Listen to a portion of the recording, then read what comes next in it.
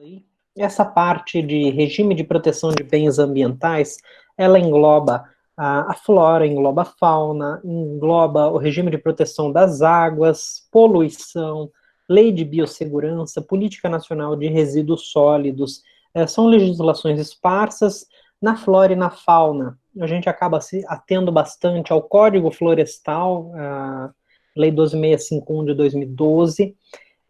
Nas outras, nós temos outros tipos de legislação que vem para regulamentar, que nós vamos estudar mais adiante. Caso específico da proteção da flora, então, ela tem dois aspectos, ela tem dois fundamentos. Dentro de um primeiro fundamento, ela se divide em dois aspectos, né, em que você busca a proteção da flora, sempre observado o desenvolvimento econômico, então aquela ideia de desenvolvimento econômico sustentável, né, o desenvolvimento sustentável, que já seria a redundância do econômico, e num outro fundamento seria de que as florestas e a vegetação nativa são bens de interesse comum a todos, né, é um bem ambiental propriamente dito. Isso é o que rege o próprio Código Florestal, que é essa lei que está aí em cima para vocês, 12.651 de 2012. Vou fazer um pequeno comentário, né? Na sexta-feira passada, a gente estava tendo aula, eu tendo aula com as minhas duas orientadoras, elas compartilharam um texto, esse texto eu vou compartilhar com vocês logo depois, como uma leitura complementar. É um artigo de Foladori e Tax. São dois autores, um é professor, deixa eu pegar aqui, um é professor da Universidade de... Quando a gente precisa, o negócio some. Aqui.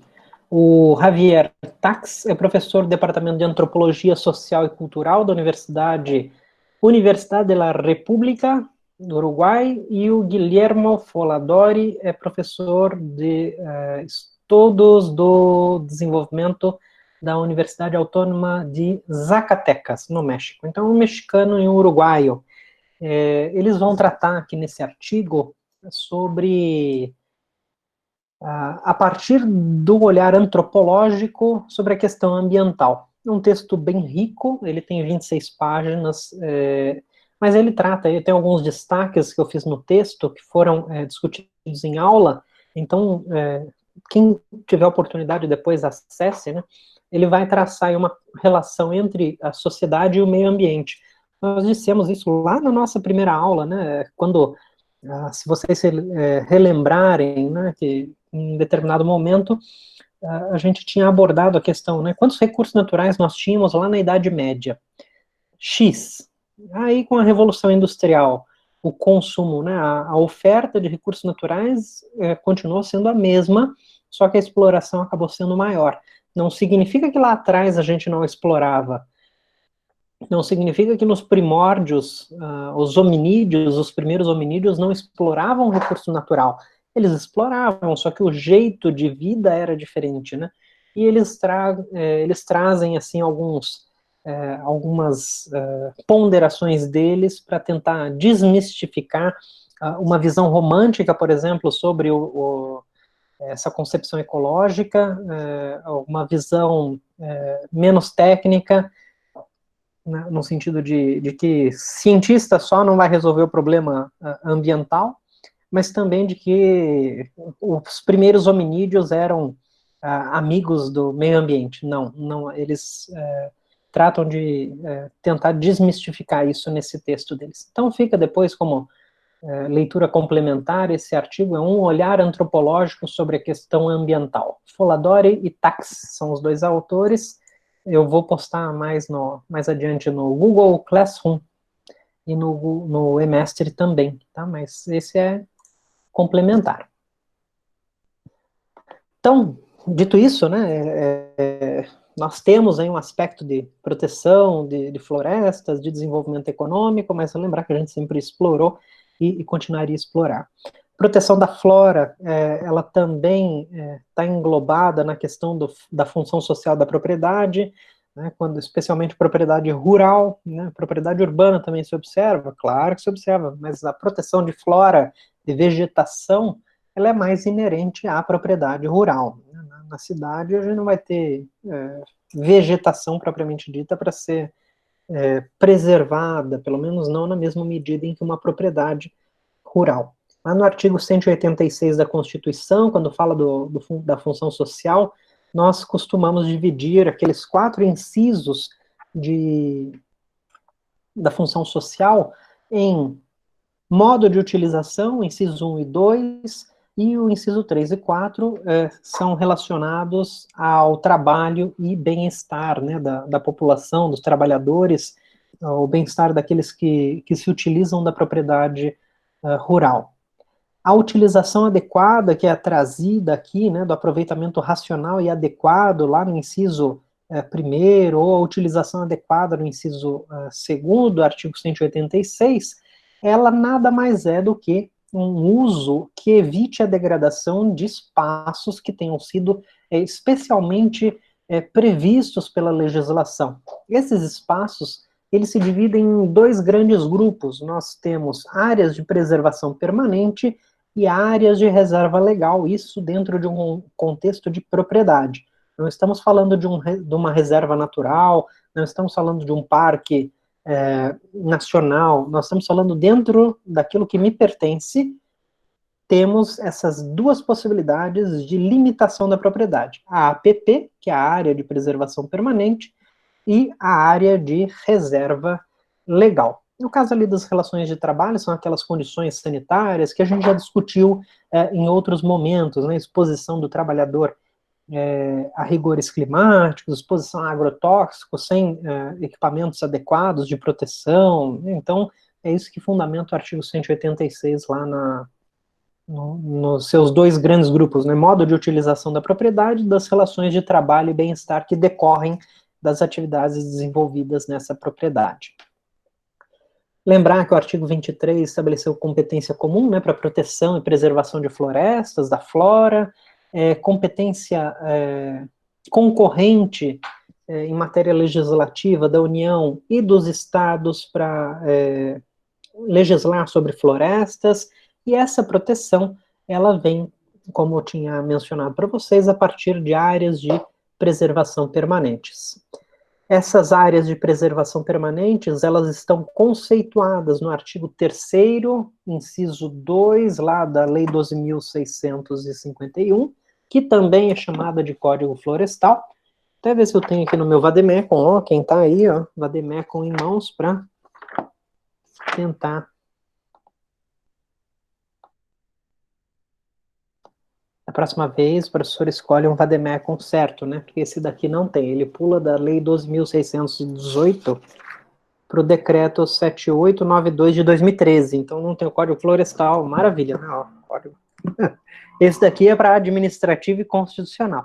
Se quiserem para ambiental, tem que ser outro. Né? É que é específico para a segunda fase do exame de ordem, então eles já põem o que efetivamente podem cobrar, né?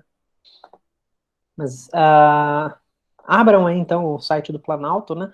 O artigo 3º, inciso 2º do Código Florestal vai dizer que a área de preservação permanente é aquela coberta ou não por vegetação nativa, com função ambiental de preservação de recursos hídricos, de paisagem, estabilidade geológica. Então, onde é que nós vamos encontrar a APP?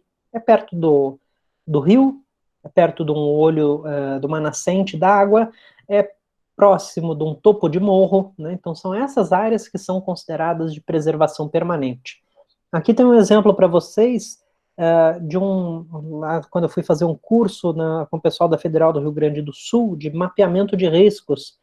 Aqui era um topo de morro, e lá embaixo, né, vejam que a gente estava nesse nível aqui, tinha um colega aqui tirando foto, e daí a cidade lá embaixo é São Vendelino, na serra lá do Rio Grande do Sul.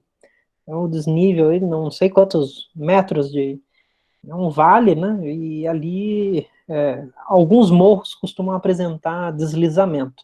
Esse é o intuito de uma área de preservação permanente, é que a vegetação aqui consiga dificultar a perda do material que está logo aqui em cima, né? Então, é uma das, no caso do topo de morro, essa é a função da área de preservação permanente. Se nós estamos falando de uma área de manancial, né, para evitar que isso daí aconteça, por exemplo, né, perda do material da terra e daí ocasionando deslizamento a partir da perda da cobertura vegetal. Mas daí não lembro se foi em Santos, mas já tem alguns anos, não é recente essa. Mas em Santos nós tivemos esse ano no...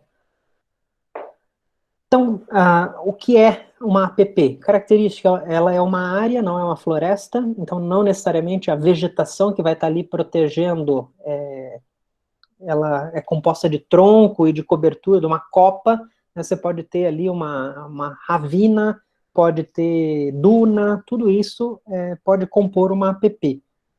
Essa área, sendo uma área protegida, ela é protegida em sua integralidade, né? Então, aspectos vegetais e daí também, por consequência, acabam se preservando a fauna também que ali vive.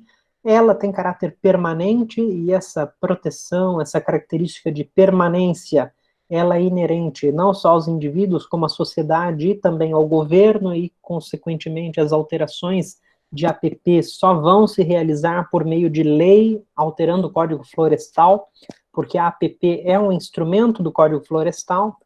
Ela também busca estabelecer, né, tem como funções ambientais específicas e diferenciadas, preservação, facilitação, proteção e asseguramento das condições que a instituíram. E uma coisa importantíssima para exame de ordem é que as áreas de proteção, as áreas de preservação permanente, elas têm caráter de obrigação propter rem, obrigação própria da coisa. Então ela se transmite, não interessa quem é o proprietário, ela é inerente à própria coisa. Se você comprou uma propriedade, essa propriedade, ela tinha uma área de preservação permanente, e quando você comprou ela não tinha mais, o que vai valer é o que ela tinha. Ela tem que ter. Ah, eu comprei, tem um olho d'água ali, mas não tem vegetação ao redor. Você vai ser o responsável por recompor, por reparar a vegetação naquela região, tá? Então, isso é a obrigação propter rem, que é inerente às áreas de preservação permanentes de determinada propriedade rural. O dimensionamento das APPs é uma matéria reservada ao Poder Legislativo, né? Então, o estabelecimento das APPs se dá por meio de legislação. Hoje, essa legislação ela é o Código Florestal, no seu artigo 4º, que vai tipificar essas que estão colocadas logo aí abaixo no slide para vocês. Então, área marginal de curso d'água, de lago, lagoa, encostas, que são aquelas que têm declividade superior a 45 graus, mais adiante fica bem claro isso, manguezais, restingas, né, tudo isso se considera como uma APP a partir do artigo 4º do Código Florestal de 2012. Então, retomando, uma área de preservação permanente, elas são divididas, a partir lá do que está estabelecido no artigo 4º do Código Florestal, em 3 tipologias maiores.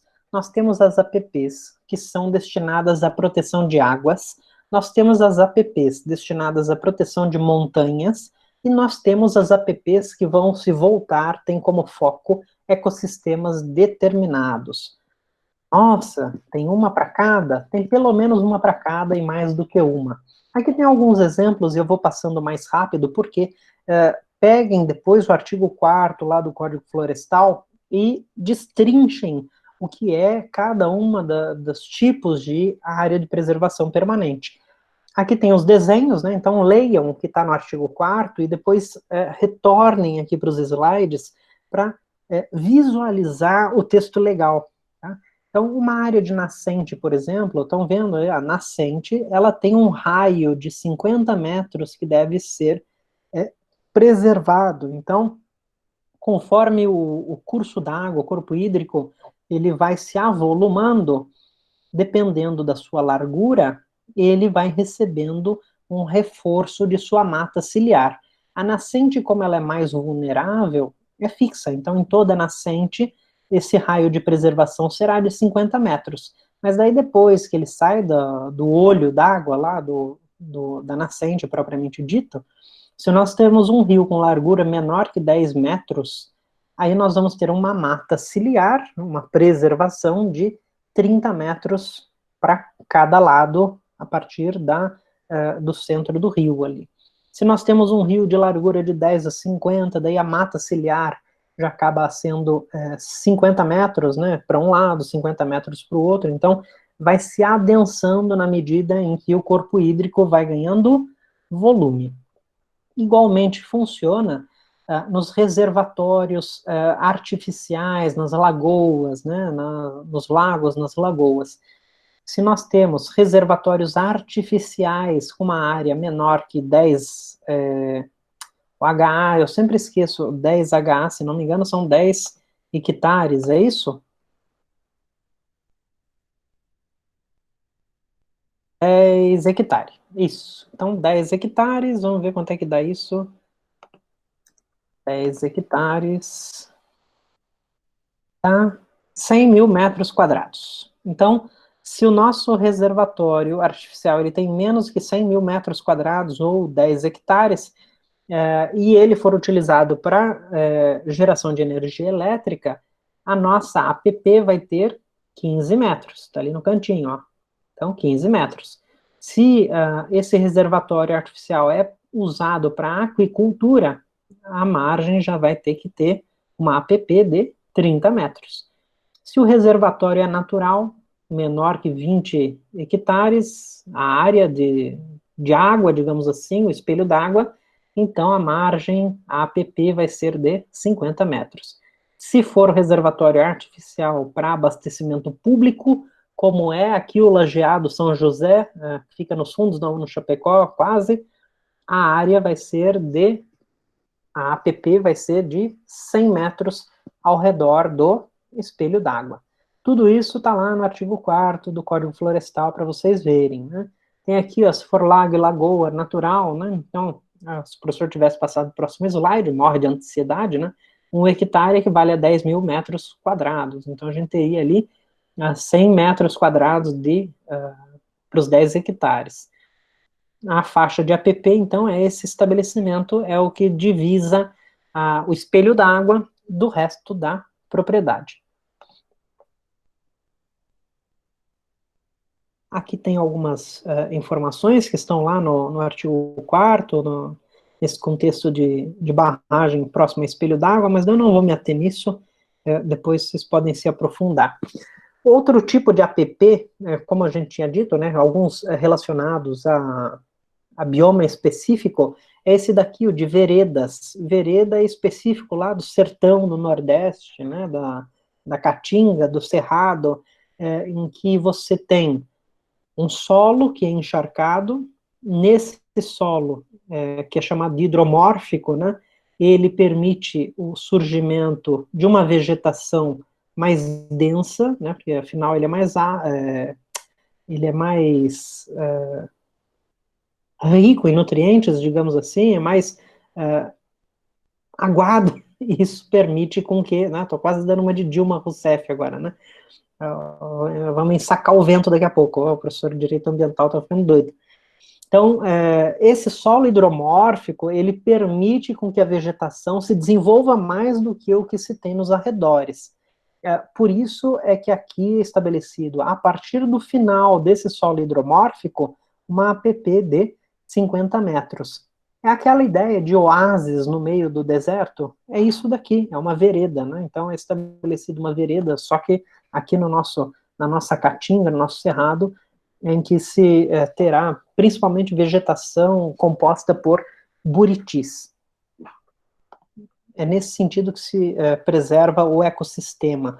Outra preservação de ecossistema se dá em relação à restinga, né? Essa área aqui próxima aqui é um mar, né, à direita, o oceano ali à direita, pode-se ter um corpo d'água doce, mas aqui, ó, se a gente aproximar bem, vai ficar desfocado, mas isso daqui é uma faixa de areia que é coberta por vegetação arbustiva. Isso é uma área de restinga. Ela tem que ser preservada também porque normalmente vai se associar com a estrutura de mangues, né? Então não é só a faixa de areia coberta por arbustos, né? Ela também resguarda a vegetação, resguarda a vida de uma forma geral. Outra vegetação, outra área de preservação permanente é a de mangues, né? Aqui, para quem nunca viu um mangue, são essas vegetações, são esses arbustos, essas árvores com raízes mais elevadas, né? Lembrar lá das aulas de ciências e geografia. Essas são vegetações, são áreas de preservação inerentes a biomas, né? A contextos de vegetação, como é que se diz? O do cenário estava ali atrás, logo fugiu a palavra, né? Outra APP, ela ocorre em morros. O que é um morro? O morro é aquele que tem alturas de até 100 metros, né? São aqueles que não fogem muito do cenário horizontal do terreno.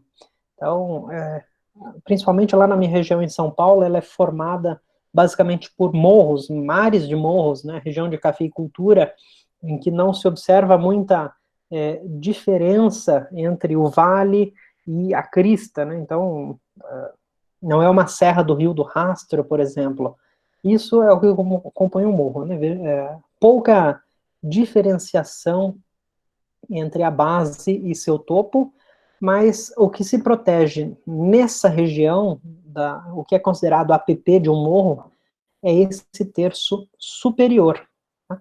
Posso proteger, posso desenvolver outras atividades no terço médio e no terço inferior? Sim, eu posso desenvolver outras atividades. A vegetação, porém, eu pego o morro, né, pego aqui do topo até a cota da base, divido em 3, o que tiver lá no terço superior, eu não posso utilizar. Vai ter que ser tudo preservado, porque a ideia é evitar escorregamento, né, deslizamento, né, de terra.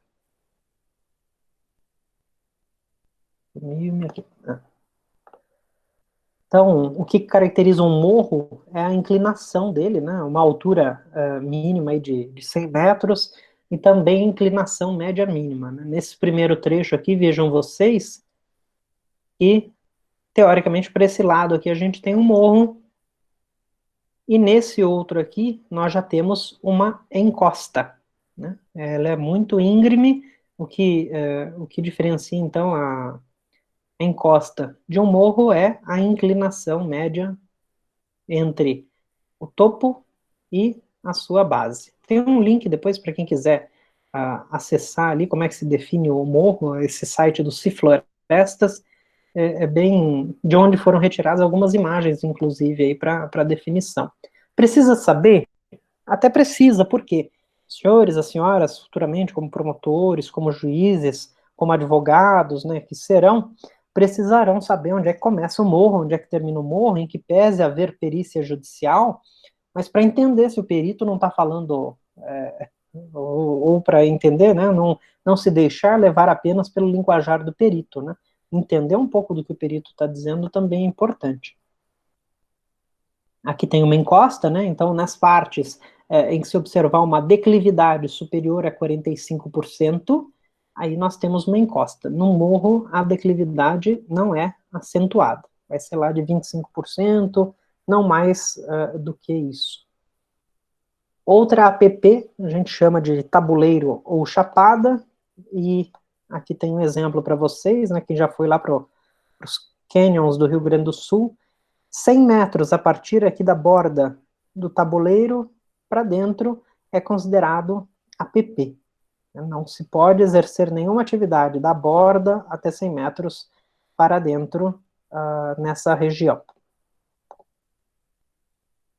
As áreas de grande altitude, que são aquelas consideradas acima de 1.800 metros ao nível médio do mar. Então, um parque nacional lá da região da Academia das Agulhas Negras, o Parque de Itatiaia, ele se encontra com uma parte do seu terreno acima de 1.800 metros acima do nível do mar. Então, ele, nessa parte, já seria considerado como uma APP. Obviamente, nesse caso aí, ele é bem relativo, né? Porque se não tiver... imaginem vocês ali na Serra do Rio do Rastro, né? A região da Serra aqui catarinense, muitas das áreas acabam se enquadrando nesse contexto de altitude, área de elevada altitude, né? Então, teoricamente, você não poderia desenvolver nenhuma atividade ali. Nesse caso aqui, dá para se discutir um pouco, né? Dependendo do cenário local. Quando é que eu posso realizar intervenção ou supressão de vegetação em áreas de preservação permanente? Tudo certo. Então, eu posso realizar intervenção ou supressão de vegetação em 3 casos. Quando tiver interesse social, quando essa intervenção, essa supressão for de baixo impacto, ou nos casos de utilidade pública. Tem a definição lá no artigo 3º, nos incisos 8, 9 e 10 do Código Florestal, dizendo quando é que se ocorre o caso de interesse social, quando ocorre um caso de baixo impacto social, de baixo impacto, ou quando ocorre um caso de utilidade pública. Tá? Tem lá um detalhe no artigo 3º, no inciso 10, relativo a nascentes, dunas e restingas, em que, mesmo havendo utilidade pública, não se pode intervir ou suprimir vegetação nessas áreas.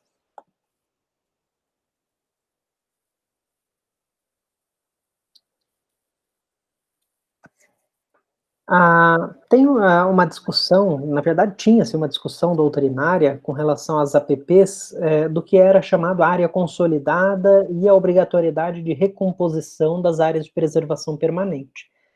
O que é uma área consolidada? Né? Uma área consolidada é tudo aquilo que já tinha sido ocupado pelo homem, que já estava deteriorado, digamos assim, já estava com presença humana desenvolvendo atividades naquele percentual do território da propriedade urbana. Só vou bloquear o microfone e daí está me dando retorno.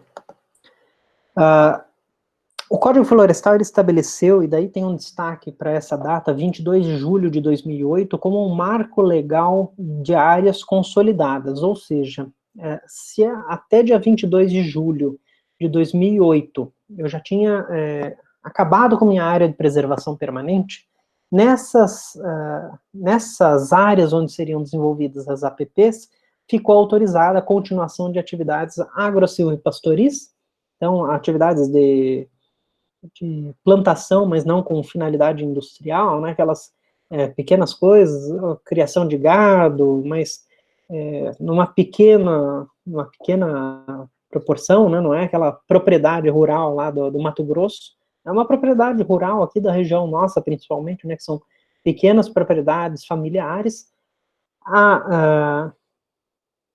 atividades de ecoturismo, ou ainda de turismo rural, dentro de uma área de preservação permanente. Essas áreas que fossem consideradas consolidadas. Né? Então, se dia 23 de julho de 2008, você chegou lá e derrubou a vegetação que estava ao redor da nascente, vai ter que reparar o dano integralmente. Né? Então, vai ter que recompor a vegetação a partir dessa data ali, integralmente. O que foi feito antes, foi considerado, então, como área consolidada de ocupação de atividade humana. Tem aqui algumas exigências da recomposição, né? Então, lá atrás, se a gente pegar aqui, no caso do olho d'água, da nascente, né? Em se tratando de nascente, olho d'água permanente, o que diz a APP, né, o artigo 3º lá, o artigo 4º, perdão, diz que a APP ao redor de nascente será de um raio de 50 metros. Só que se você já tem uma área consolidada, você vai recompor a vegetação num raio mínimo de 15 metros. Então, em vez de você recompor 50 metros, você vai manter 15, e nos outros 35, isso, você pode desenvolver suas pequenas atividades agro-silvipastoris, pode desenvolver turismo rural, e assim sucessivamente. Então, aqui tem um outro exemplo relacionado a módulos fiscais. Esse módulo fiscal ele é variável, né, depende do estado. Aqui em Santa Catarina, alguém chuta quanto é que está o módulo fiscal? Ninguém chuta. Vamos ver. Alguém procura aí para nós quanto é que é o módulo fiscal?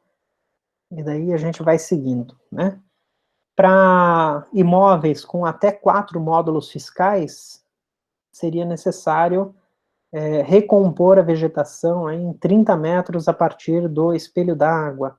Para aqueles imóveis de módulo fiscal mais reduzido, 2 a 4 módulos fiscais, aí a recomposição já seria de 15 metros. Né? Lembram-se que para espelho d'água a gente tem a dimensão específica do espelho, né? Pega lá aqueles 10 hectares, né, do espelho d'água, da área do espelho, para ter delimitada a obrigatoriedade de recomposição da vegetação.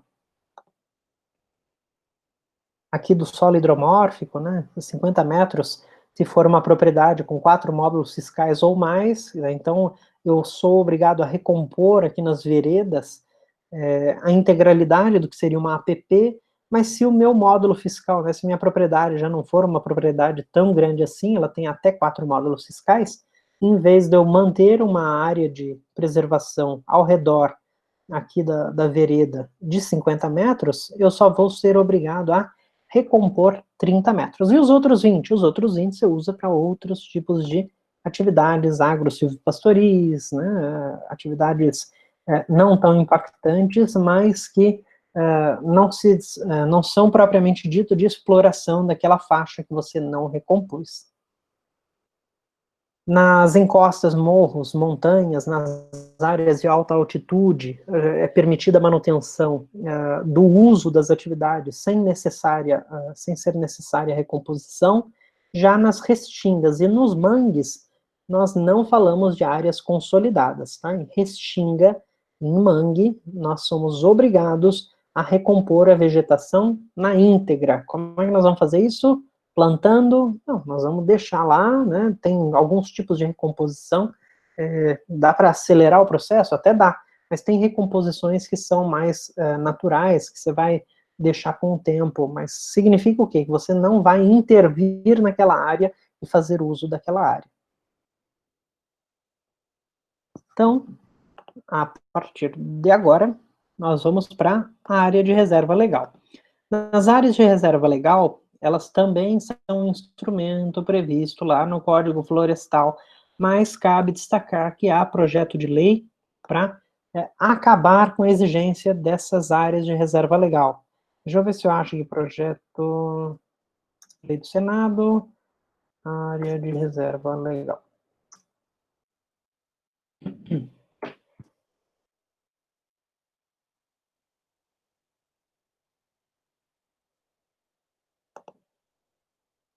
Achei. Vou colocar aqui no link. O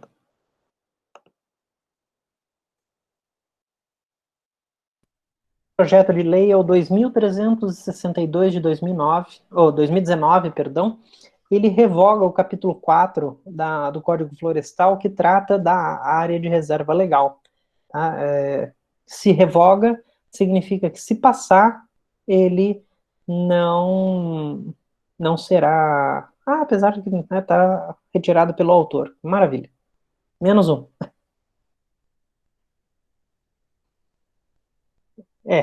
Então, pelo que estamos olhando aqui, retirado pelo autor significa que não vai para frente, mas também, né, 129 mil votos contrários aqui ao projeto de lei, não era boa coisa. Se pegarem até meu sogro, sabe que é importante ter uma área de reserva legal, né? Além das APPs, é importante ter uma área dessa justamente porque ela ajuda, inclusive, a produzir mais, né, no entender de alguns aí que são mais entendidos aí da produção agrícola e da produção leiteira. A área de reserva legal, ela está inserida na propriedade, mas não necessariamente ela vai estar relacionada a uma nascente, a um topo de morro, ela pode estar em qualquer lugar da propriedade. Tá? Ela tem como função assegurar o uso econômico sustentável de recursos naturais, auxiliar a conservação e reabilitação dos processos ecológicos, promoção da biodiversidade, além de proteger e abrigar a fauna silvestre e a flora nativa, né? Falou de fauna, animalzinho, flora é vegetação. No caso da área de reserva legal, se nós temos uma vegetação existente, ela deve ser mantida, e se ela não é existente, ela deve ser recomposta. Tá? Na APP, a gente vai recompor, né, nós temos a obrigatoriedade de manter e também vamos recompor se ela estiver aquém do que a legislação estabelece, assim como na área de reserva legal, eu sou obrigado a instituir essas áreas, e se eu não tiver uma área correspondente, eu tenho que complementar, eu vou ter que recompor uma parte da minha propriedade para que ela seja considerada área de reserva legal. A área de reserva legal depende da propriedade em que ela, depende da região onde ela vai estar inserida, tá? Na Amazônia legal. Nas florestas, né, na região considerada como floresta amazônica, 80% da propriedade é considerada como área de reserva legal, ou seja, tem que manter a vegetação, essa é a ideia, né, por isso que não se explora a propriedade na integralidade. Na área de cerrado, nós temos aí 35% da área da propriedade que tem que ser preservada como área de reserva legal, e nos campos gerais de cerrado, essa área é de 20%. Então vai saindo, né, aqui da região do cerrado, é aqui, né, em Brasília e tal, Tocantins, pega também cerrado, nessa área de transição, então aqui já vai sendo mais 20% em vez de 35%, e aqui mais na região amazônica, 80%. Nas outras regiões, na região litorânea, região de Mata Atlântica, aqui nos Pampas, a área de reserva legal é de 20% da propriedade rural. Tem algumas exceções, né, quando se tratar de empreendimento voltado, destinado a abastecimento de água, tratamento de esgoto, ou se eu tiver uma concessão para explorar energia, seja ela hidráulica, né, seja uma usina propriamente dita, ou sejam as subestações ou as linhas de transmissão, aí não preciso manter uma área de reserva legal.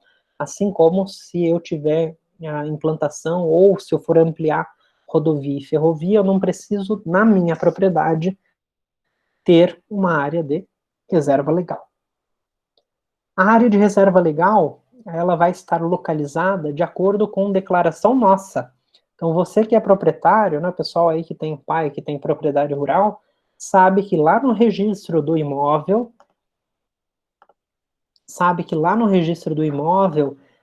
nós teremos uma partezinha da matrícula que vai dizer que no limite tal da propriedade, essa área é considerada área de reserva legal. Como é 20% da propriedade, aqui tem um desenho para vocês, né? Como se fosse 100% do território da propriedade, e aqui 1/5, então, é destinado à área de reserva legal. Além do cadastro, da inscrição dessa área no Cadastro Ambiental Rural, no CAR, né, que daí é georreferenciado, tem que ter lá o levantamento topográfico da propriedade, e daí nesse levantamento já é feito um mapeamento da área de reserva legal, isso se vincula à aprovação pelo órgão público ambiental. Então lá no caso da propriedade rural, quem vai fazer essa análise, quando recebe o CAR, já é é o INCRA, Instituto Nacional da Colonização e da Reforma Agrária. Tá? Então, os dados do CAR, eles são transmitidos para o INCRA, inclusive a área de reserva legal. Então, quem vai aprovar aí a localização da área de reserva é o INCRA. Quando eu vou destinar uma parte da minha propriedade, daí sim, né, eu vou considerar onde é que está, né? Tem uma bacia hidrográfica perto? Se tem, eu vou colocar mais próximo dessa bacia, né? Porque provavelmente ali eu já tenho uma área de preservação permanente. Então vejam, se você tem uma propriedade que tem um curso d'água, você vai ter uma APP. E daí, dependendo da dimensão dessa APP, pode ser necessário você ter uma área de reserva legal também, tá? Algumas áreas de maior fragilidade ambiental, vai levar em consideração o zoneamento ecológico e econômico, se você já tem uma APP, se você tem uma unidade de conservação que é vizinha da sua propriedade, tudo isso se leva em conta. Está aqui um exemplo, né? Eu posso computar a minha área de preservação permanente de acordo com a dimensão da minha propriedade. Eu posso eu posso aproveitar a APP para estabelecer minha área de reserva legal. Então, aqui nesse exemplo, né, nós temos uma propriedade, aqui dentro da propriedade, 10% dela já é área de preservação permanente. Então, outro instituto lá do Código Florestal, APP. 10% da minha propriedade já é APP. Faz sentido eu ter mais 20% de área de reserva legal? Não faz. Então eu somo, né? Se eu já tenho 10, eu preciso de mais 10 para ter uma área de reserva legal, tá? Aí eu consigo formar aí, ou aproveitando os 10% de APP, com mais 10% de área de reserva legal, eu fecho conta que exigiria lá meus 20% de área de reserva legal aqui na nossa região. Nesse caso aqui, nós temos lá uma APP que já é correspondente a 20% da dimensão da minha propriedade. Nesse caso aqui, eu não preciso ter mais 20% de área de reserva legal. Eu já consigo computar o que é correspondente à APP para fins de reserva legal. Vejam, aqui, situação pós-2008, tá? A partir de 22 de julho de 2008, vou até ampliar aqui para vocês visualizarem bem. A partir de 22 de julho de 2008, se eu tinha uma área de reserva legal instituída, eu vou manter, porque daí já é consolidada essa área. Não importa se eu já tinha 10% de APP aqui, mais 10% que trariam os 20% de área de reserva legal naquela conta de aproveitamento da área de APP, tá? Então, se antes de 22 de julho de 2008 eu já tinha área de reserva legal, eu não posso remover, tá?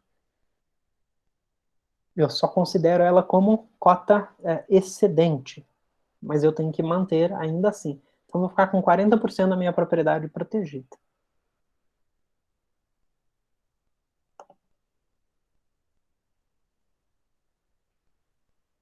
Mas tem uma diferença da APP para a área de reserva legal. A principal é que na área de reserva legal eu posso explorar economicamente, né?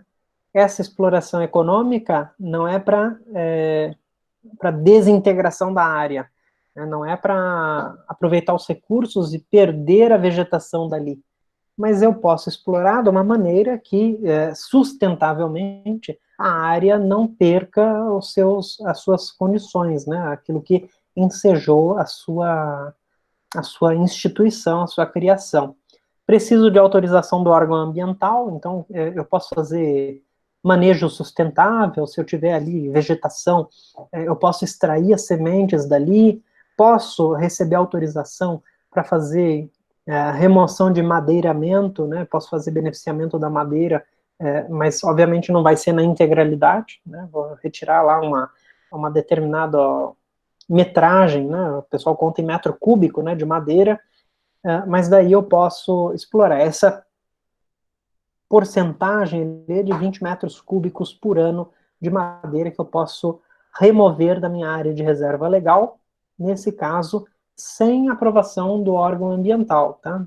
Passou de 20 metros cúbicos, aí eu preciso ir lá no IBAMA, né? E desde que seja destinada a consumo do próprio imóvel, né, e precisa expedir uma declaração, eu preciso entregar uma declaração para o órgão ambiental, informando que eu vou fazer essa exploração da área de reserva legal. Nas áreas consolidadas, né, se for ocupação do homem antes de 22 de julho de 2008, eu vou regularizar, né, essas áreas. Vamos supor que eu não tenho uma APP dentro da minha propriedade e também não tinha uma área de reserva legal. É um descampado.